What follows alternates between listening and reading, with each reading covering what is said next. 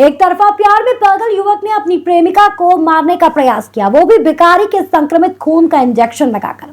युवक ने पहले तो भिखारी का खून इंजेक्शन से निकाला और फिर इंजेक्शन प्रेमिका को लगाने का प्रयास किया। सनसनीखेज यह घटना साउथ की फिल्म आई से मिलती जुलती लग रही है। घटना इंदौर के सराफा थाना क्षेत्र की बताई जा रही है। आरोपी युवती से एक तरफा प्यार में पागल था और उसके न मिलने के पागलपन में ही उसने यह कदम उठाया। वैसे तो एक तरफा प्यार की कई कहानियां आपने फिल्मों में और असल जिंदगी में देखी होगी, लेकिन इंदौर के सराफा थाना क्षेत्र का यह मामला उन सबसे बेहद अलग है। यहाँ आरोपी किशोर और संजय ने एक संक्रमित युवक का खून निकाला। इस खून का इंजेक्शन आरोपी युवक अपने ना मिलने वाले प्यार को लगाकर उसे दुनिया से अलविदा करना चाहता था। आरोपी ने एक संक्रमित भिक्षुक के खून को निकाला और इंजेक्शन में उस संक्रमित खून को भरकर युवती को लगाना चाहा, लेकिन युवती इस इंजेक्शन से बच गई। यह पूरी कहानी साउथ की फिल्म आई की तर्ज पर थी। मामले में एडिशनल डीसीपी अभिनय विश्वकर्मा ने बताया कि कुछ दिनों पहले सराफा थाना क्षेत्र में एक पीड़िता ने शिकायत दर्ज कराई थी कि एक अज्ञात बदमाश उसका पीछा करके उसे एक इंजेक्शन लगाना चाह रहा था, लेकिन युवती ने शोर मचा दिया और वह बच गई। पुलिस ने जब आरोपी को पकड़कर सख्ती से पूछताछ की तो पुलिस भी चौंक गई, क्योंकि साउथ की फिल्म आई की तर्ज पर आरोपी एक संक्रमित भिखारी का खून निकालकर उस खून को अपनी प्रेमिका में इंजेक्ट करना चाह रहा था। हालांकि पीड़ित बच गई और उसने पुलिस को शिकायत कर दी। पुलिस ने आरोपी को गिरफ्तार कर संक्रमित खून से भरा इंजेक्शन भी जब्त कर लिया है। बहरहाल पुलिस ने खून से भरे इंजेक्शन को जांच के लिए भेज दिया है।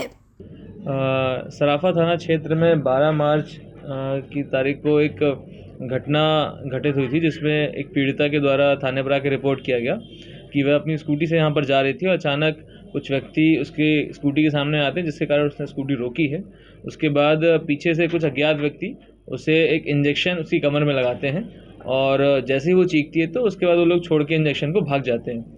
उसके बाद जो पीड़िता है वो थाने पर आकर रिपोर्ट करती है। इसमें मामला पंजीबद्ध किया गया उचित धाराओं में। उसके बाद जब विधिवत पूछताछ करी गई तो उसके द्वारा संदेह प्रकट किया गया कि एक व्यक्ति है जो उसे काफ़ी समय से परेशान कर रहा है, उससे बातचीत करने का दबाव बना रहा है। उसके ऊपर उसने संदेह व्यक्त किया।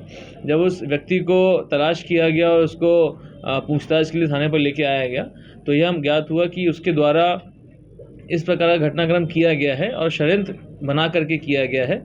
उसने एक काफ़ी समय से इसके ऊपर बातचीत करने का दबाव बना रहा था और लड़की ने जब इससे बातचीत करने के लिए मना कर दिया तब बदला लेने की मंशा से उसने एक संक्रमित रक्त की व्यवस्था करी। किसी एक भिक्षुक के माध्यम से उसने एक उस रक्त की व्यवस्था करी और उसे एक मोटे इंजेक्शन में भर के इसको संक्रमित करने का प्रयास किया, जिसके कारण उससे काफ़ी गंभीर बीमारी हो सकती थी।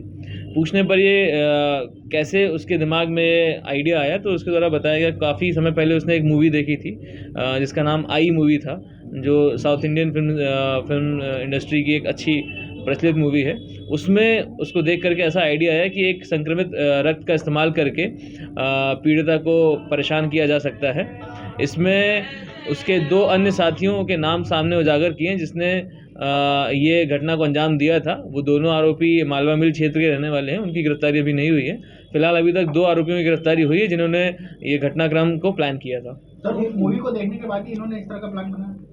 जी, मुख्यतः उस मूवी को देखने के बाद में इसके दिमाग में ऐसा आइडिया आया कि अगर बदला लेना है तो बदला लेने के लिए ये तरीका उचित है, क्योंकि उस मूवी में भी एग्जैक्टली ऐसा ही हुआ था कि एक जो उसमें मेन प्रोटैगनिस्ट है उससे बदला लेने के लिए एक वायरस से भरा हुआ इंजेक्शन उसको लगाया गया था, जिसके बाद काफ़ी गंभीर बीमारी से ग्रसित हुआ था और उसके बाद काफ़ी मुश्किल उसको हुई थी। कुछ आरोपियों के बारे में कहा गया? जी वार्डन, पकड़े गए आरोपियों ने कुछ बताया, कुछ जानकारी दी दोनों आरोपियों के बारे में? हाँ, जिन 2 आरोपियों को हमने हिरासत में लिया उनके द्वारा अन्य 2 आरोपियों के बारे में बताया गया। उनकी गिरफ्तारी जल्द से जल्द होगी। इसमें एक बात और सामने आई कि फरवरी 2023 में भी इस प्रकार की घटनाक्रम इसी जो आरोपी है किशोर कोरी के द्वारा 2 महिलाओं के माध्यम से करवाया गया था, जिसमें एक ब्लेड से इस पीड़िता के ऊपर हमला कराया गया था, जिसका मामला छत्तीसगढ़ थाने में पंजीबद्ध हुआ था। सर अभी जो इंजेक्शन लगा था लग गया था क्या युवती को? इंजेक्शन प्रिक कर दिया गया था, परंतु उसका ट्रांसमिशन हुआ कि नहीं हुआ इसके बारे में अभी जानकारी कम है।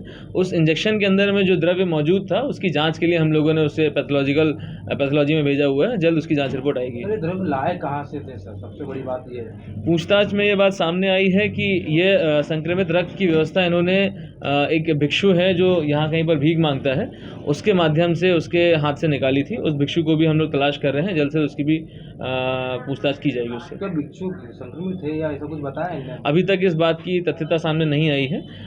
ब्लड रिपोर्ट आने के बाद में ब्लड संक्रमित था या नहीं था इसके बारे में कुछ कहा जा सकता है। सर जो आरोपी हैं ये युवती को कब से जानते थे और किस तरह से ये चूँकि ये आस पड़ोस के ही रहने वाले हैं, बहुत ज़्यादा दूर नहीं है, तो इस प्रकार से काफ़ी समय से एक दूसरे को जान रहे हैं ये। परंतु बातचीत करने के लिए दबाव बनाने का काम पिछले साल से चालू किया था। इसमें ये बात और बता दूं कि जो आरोपी है, मुख्य आरोपी, वो मल्हारगंज थाने का लिस्टेड गुंडा है और उसके ऊपर कम से कम 11 अपराध पंजीबद्ध हैं। इसके पूर्व में भी कई बार वो शराब अवैध रूप से बेचने के मामले में जेल गया है। सर एक तरफा प्यार बोल सकते हैं?